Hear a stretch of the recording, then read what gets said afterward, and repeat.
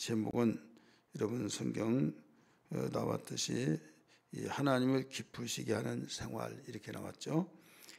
그러나 내용을 읽어보면 이 핵심이 뭐냐면 이 간절한 그 바울의 그 권면이 나오는데, 이 바울의 간절한 권면은 주 예수 안에서 전제를 하고 있어요. 그렇기 때문에 이 자신의 말이 아니라 예수님의 말씀, 예수 그리스도의 말씀으로 내가 그 구하고 권면한다 이렇게 말하죠. 구하고 권면한다.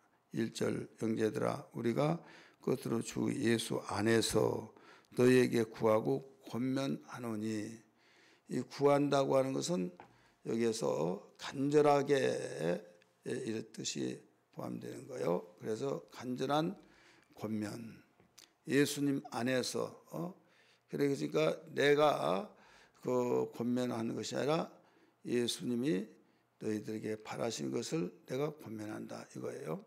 그러면 여기에 한마디로 말해서 그 어떤 권면이냐, 지금 행하고 있고 너희가 잘 아는 바와 같이, 우리에게 배워서 아는 바와 같이 하나님을 기쁘시게 하는 것이다 이거예요. 하나님을 기쁘시게 하는 것.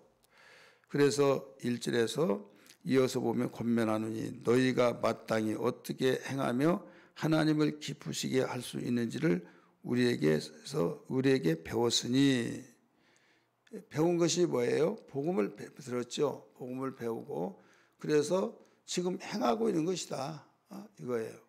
저희 행하고 있는 건데 이 행하는 바라, 그러니까 행하고 있기 때문에 계속 행하라. 그 다음에 여기에서 더 많이 행하라 이거예요. 4절 맨 끝에 부분 보세요. 4장 1절 맨 끝에 부분, 곧 너희가 행하는 바라. 지금 하고 있는 신앙생활이다. 하나님을 기쁘시게 하는 신앙생활 더욱 많이 행하라. 여기에 행하는 바다 지속하고 있다 이거예요. 그리고 지속하고 있는데 너희들 현재 지속하고 있는 그걸로 족하지 말고 더 많이 행하라. 우리 어제 아침에 말씀드렸죠. 3장 13절의 말씀 보니까 거기에 3장 13절에 이 사랑을 더하고 이 말씀을 들었어요. 우리 성경 한번 볼까요? 우리 12절이네요. 3장 12절. 데살로니가 전서 3장 12절입니다. 또 주께서 우리가 너희를 사랑한 것 같이 너희도 피차간의 모든 사랑에 대한 사랑이 더욱 많아 넘치게 하사, 더욱 많아 넘치게 하사, 사랑의 사랑을 더하라는 거죠. 그래서 여기에서 지금 이어서 여기에 가르쳐 주기를 더욱 많이 힘쓰라. 그러면 여기 우리는 1장을 보면서 1장 3절에 데살로니가 교회에 칭찬하는 부분이 있죠. 뭐냐면 믿음의 역사와 사랑의 수고와 소망의 인내, 이것이 마게도냐와 아가에게 다 두루두루 모델로 좋은 소식이 퍼져나갔다 이렇게 나와요. 그래서 그들이 예수님 안에서 말씀대로 살아가는 것이 하나님 기뻐하신 것이죠. 그래서 가장 깊은 하나님 기뻐하시게 하는 것은 기초는 믿음이에요. 믿음이 없이는 하나님을 기쁘시게 할 수 없다 이렇게 말씀하셨기 때문에 여기에 주 예수 안에서 내가 너에게 바라고 권면하노니, 이것은 예수님 안에서 하기 때문에 말씀으로 내가 너에게 권면한다. 간절히 사모하면서 권면한다. 근데 권면이라고 해서 또 무슨 말씀하실까라고 신경 안 써도 된다. 너희가 지금 행하고 있는 것이다. 하나님이 기뻐하시고 있는 너희가 우리에게 배우는데 잘 행하고 있는 거야. 그런데 행하고 있지만은 지금까지 잘 행하고 있는 것을 그만 이제 했으니까 이제 좀 쉬자 하지 말고 계속 행하라. 그리고 여기서 맨 끝에 부분 1절 말씀하신 것은 더욱 많이 힘쓰라. 근데 여기서 계속 행하고 더욱 힘쓰라고 하는 그 이유가 있어요. 그 이유가 여기 종말로 이 말이에요. 여기에 끝으로 나오죠. 여러분 개역 한글판에는 이 그러므로 이 단어가 없어요. 또 끝으로 그 단어는 이 종말로 이렇게 나와요. 종말로. 종말로는 그러니까 정말 예수님이 오실 날이 다가올 때일수록 너희들은 그 주 예수 안에서 내가 간절히 바라고 너희에게 권면한다 이거죠. 그래 말세 신앙에 대한 권면을 하고 있는 거죠. 그러면 나는 알파와 오메가라 그랬으니까 이 끝도 잘 마무리를 해야 하지 않습니까? 그러려면 계속 유지해야 된다 이거죠. 하나님의 믿음을 시작했으면 믿음으로 살아가면서 그 믿음을 유지하고 너희가 아는 바와 같이 너희는 지금 잘 행하고 있다. 그런데 더욱 힘쓰라. 더욱 힘쓰라는 것은 더 힘쓸 때 많이 유지할 수 있는 것이죠. 여러분 우리 기독교 신앙은요. 내가 이 보합 상태로서 유지만 시킨다라고 하면 이건 절대로 안 되는 겁니다. 왜 그러냐면 나 유지만 시켜도 된다. 이건 유지로서 되어지지 않는 것이 생명체를 가진 저희가 유지된다? 유지될 수가 없는 거예요. 여러분 오이 보세요. 봄에 그 새싹들 나오는 거 보세요. 아침 다르고 점심 다르고 저녁에 달라요. 오이 출근할 때는 그냥 조그만 애인데 퇴근할 때 보면 벌써 한 뼘 막 쭉 자랐잖아요. 그래서 장마에 호박 자라듯이 오이 자라듯이 막 이런 말이 있듯이 생명이 있는 자는 그렇다 이거죠. 우리가 예수 생명이 있기 때문에 우리의 신앙은 유지하고 있다. 이것은 우리가 편하게 하는 말이지 절대 분석해서 제대로 우리가 말한다면 유지라고 한 것은 기독신앙은 있을 수가 없다. 성장이다. 성장이 내적 성장, 외적 성장 있듯이 내가 나를 제일 잘 알듯이 하나님과 내가 제일 잘 알아요. 그래서 누가 뭐라고 하는 거에 의해서 내가 신앙이 속에는 병들었는데 다른 사람이 믿음 정말 존경한다고 그걸로 우월감을 가지고 사람들이 다 믿음 좋대. 그걸로 여러분 방심하지 말고 교만하지 말고 그 말은 그냥 해주는데 왜 해주냐고 뭐라고 할 수 없잖아요. 고맙습니다 하고 부끄럽죠. 자신이 볼 때는 그때는 회개하고 우리는 깨어 있어야 된다 이거죠. 깨어 있으면서 계속적으로 내 이 속마음을 알지 못한 나는 지금 성장이 아니라 내 신앙이 지속하기도 힘든데 지금 이건 나만이 한다. 그렇다고 해서 교인의 의무를 안 한 것도 아니에요. 모자 이건 다 보입니다. 또 우리가 기도에 갖자 하면 다 합니다. 또 우리가 어떤 행사할 때 동참하시면 다 동참합니다. 하는데 내 마음은 내가 알고 하나님이 알듯이 감사와 찬양과 기쁨으로 믿음으로 한 것이 아니라 내가 이 교회 다니면서 이 임무는 내가 다 하겠다. 안 한 사람도 있지만은 거기에 비하면 참 좋지만은 우리가 성장의 신앙, 생명의 신앙으로서는 봄에 싹이 올라올 때 힘들게 올라옵니까? 아니잖아요. 막 팍팍팍 올라오듯이. 그래서 우리 신앙이 생활할 때 감사한 마음으로 율법신앙은 내가 저주받을까 봐 내가 죽을까 봐 행했다면 복음의 신앙은 나에게 생명수였기 때문에 내가 살아서 하나님의 자녀가 되기 때문에 감사해서 행하는 것처럼 우리가 이 신앙이 지금까지 잘 해왔다. 그런데 예수님 오실 때가 다가왔는데 네가 지속하지 못하고 더욱 넘치게 하지 못하면 너희들은 실패자다 이거죠. 넘치게만 계속 전진해 나갈 수 있고 심어나가고 있기 때문에 이걸 열매로 거둘 수 있어 하나님께서 영광을 받으시고 우리에게는 상급이 있다는 걸 믿기 바랍니다. 그래서 여기에 전체적인 면에서 한마디로 말하면 이 바울의 간절한 권면이 뭐냐? 이 말세 신앙으로서 하나님을 기쁘시게 하는 것이다. 그 기쁨의 신앙이 뭐냐? 바로 믿음의 역사. 믿음은 그냥 죽음이 아니라 일을 해야 된다 이죠.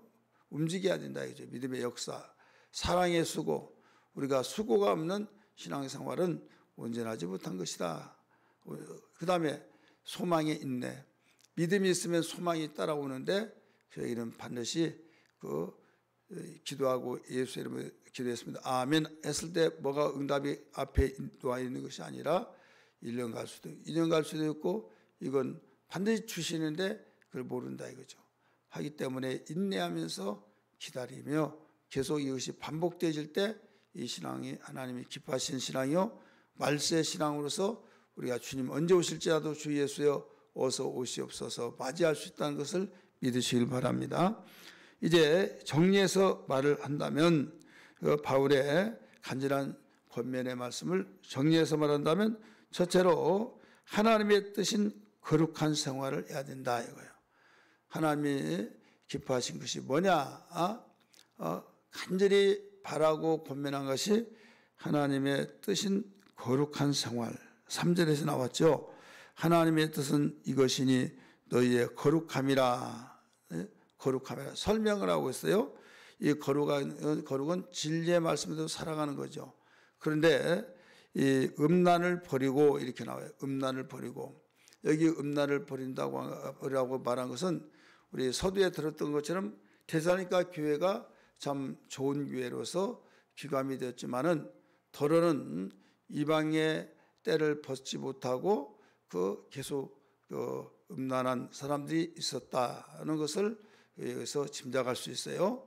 그래서 여기에 그런 사람이 있기 때문에 분위기가 또 다르다 이거죠. 공기가 다르다 이거죠.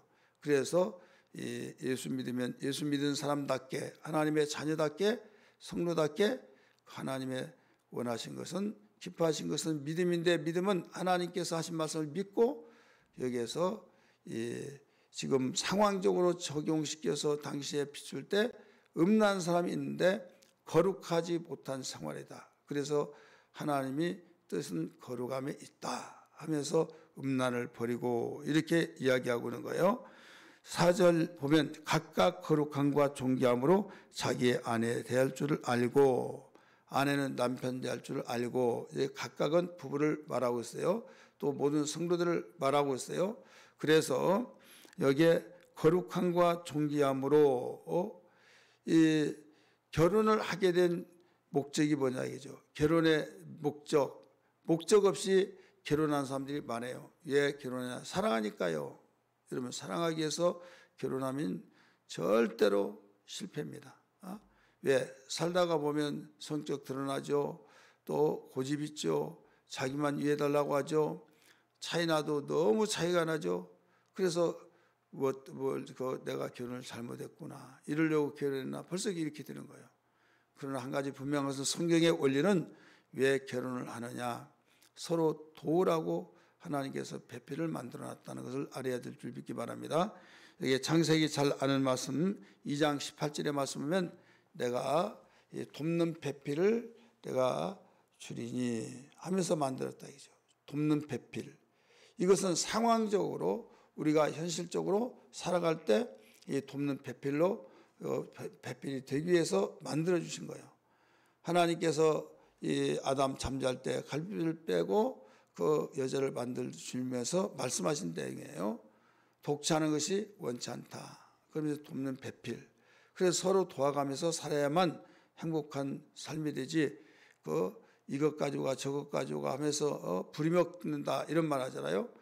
그러면 듣는 사람이 나를 정말 사랑한 거야 하면서 그렇게 말할 수도 있죠. 그런데 이게 습관이 돼서 종부리스 부린다고 느껴지면 이제 그때부터 문제가 생긴 거죠. 내가 이러려고 내가 집에서 귀하게 자라고 나는 지금 이렇게 하는데 내가 이러려고 시집 왔나?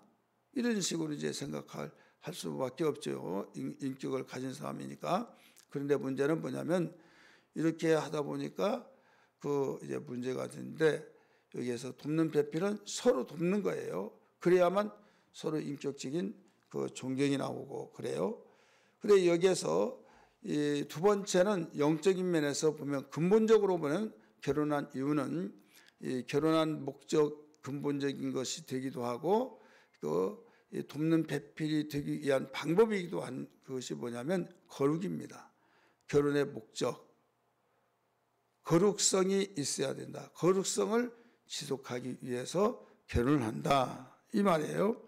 왜 그런가 하면 돕는 배필이 우리 상황적으로 우리 결혼한 목적이라고 했잖아요. 그럼 도와야 하는데 어떨 때 돕겠습니까? 하나님의 말씀이 거룩이에요. 그래서 하나님의 말씀대로 살아가는 삶이 거룩인데 말씀대로 살아가다 보면 여기에서 거룩한 삶이 이루어지면서 도울 수 있다 이거죠. 그래서 이건 근본적인 목적이다. 그래서 여기 근본적인 목적이 되지 않으면 그 우리의 상황적인 현실적인 돕는 배필은 되어지지 않습니다. 왜? 인간은 나만을 사랑하려고 하잖아요. 주님은 내가 너희를 사랑하지 너희도 섬기라 했던 것처럼 그래서 영적인 문제가 해결되지 않으면 아무리 좋은 이론이 있다 할지라도 아무리 좋은 방법론을 제시한다 할지라도 할 수가 없는 거예요. 그거 몰라서 지금은 못한 것이 아니에요. 그러면 왜 못하냐? 힘이 없죠. 왜 힘이 없느냐? 말씀에 능력이 없죠. 왜 말씀에 능력이 없냐? 거룩성이 없는 거예요. 그래서 예수님이 마지막 날 밤에 기도할 때 요한복음 17장 17절에 아버지여 저희를 거룩하게 하옵소서. 아버지의 말씀은 진리입니다. 이렇게 말했죠. 그래서 여기에 바울 사도도 데살로니가 교회를 향해서 그 성도들 중에서 음란한 사람이 있었기 때문에 오게 튀지만은 그래도 그 하나라가 또 공기를 탁하게 할 수 있기 때문에 그런 것을 염두에 두고 여기에서 주 안에서 내가 간절히 권면한다. 하나님 기뻐하신 생활을 해야 된다 하면서 그냥 포괄적으로 생각하면 그 사실 잘 지키고 있다. 그러나 넘치게 하라 하면서 이제 그래도 알아듣지 못하면 이제 그럴까봐 여기에서 하나님의 뜻은 이것이니 거룩함이 있다 하면서 음란을 버리고 이렇게 나온 거예요. 그래 말 한마디 하기가 직설적으로 하면 상처가 되고 그럴 수도 있다는 걸 알고 이런 길게 그 근본적인 걸 말하면서 이제 빙빙 돌린다. 본론으로 말하지 않는다. 이런 말 하잖아요. 그래서 여기에서 이제 딱 집어서 이야기를 하고 있는 거예요. 그러면 우리 그 뒤에 보면 또 이런 말이 나와요. 그 5절 말씀 보세요. 하나님을 모르는 이방인과 같이 세욕을 따르지 말고 이 일에 분수를 넘어서 형제를 해하지 말라. 이 음란을 통해서 해하게 되고 막 문제가 일어나서 가정이 이제 이가 오고 그러잖아요. 그래서 세욕을 버리고 이건 이방인과 같이라고 나오잖아요. 여러분 우리가 성경을 이 역대상, 역대하 또 에스겔서 이런 보면 신앙이 타락할 때 이방 종교를 따라가요. 산당에서 제사를 지내요. 그러면서 산당에서 제사를 지내고 음행을 행한다 이런 말이 나오잖아요. 푸른 나무 밑에서 이게 무슨 말이냐면 제의란 말 알죠? 제사의 의식. 이방의 제사의 의식은 이 음행의 유의를 하고 있어요. 음행이 그 푸른 나무 밑에서 그 어떤 이 신이 바로 너는 이제 신께 바치라. 그래서 바쳤을 때 유의란 말은 바로 너는 내 것이다. 바로 성경의 신. 그래 이 내 것이라고 할 때 신은 눈이 안 보이잖아요. 그러니까 제사장이 거기에서 이제 음행을 하는 거죠.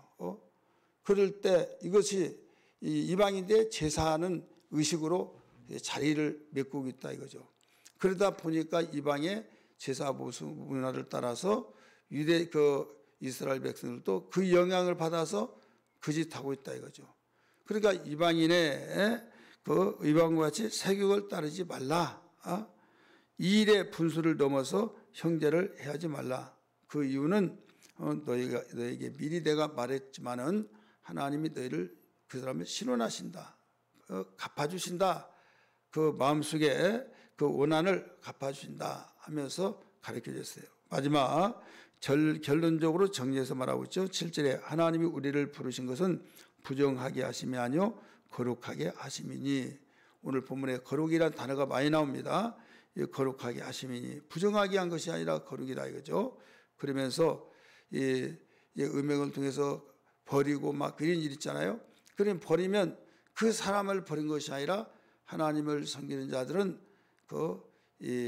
하나님을 버리는 것이다. 그렇게 말씀하신 성령을 주신 하나님을 버린 것이다. 이렇게 나오죠.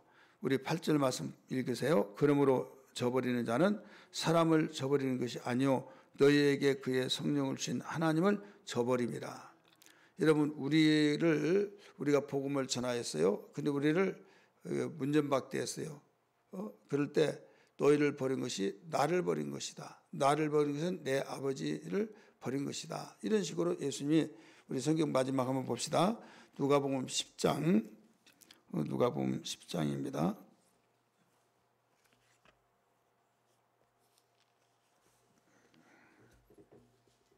16절 같이 읽습니다. 누가복음 10장 16절 시작.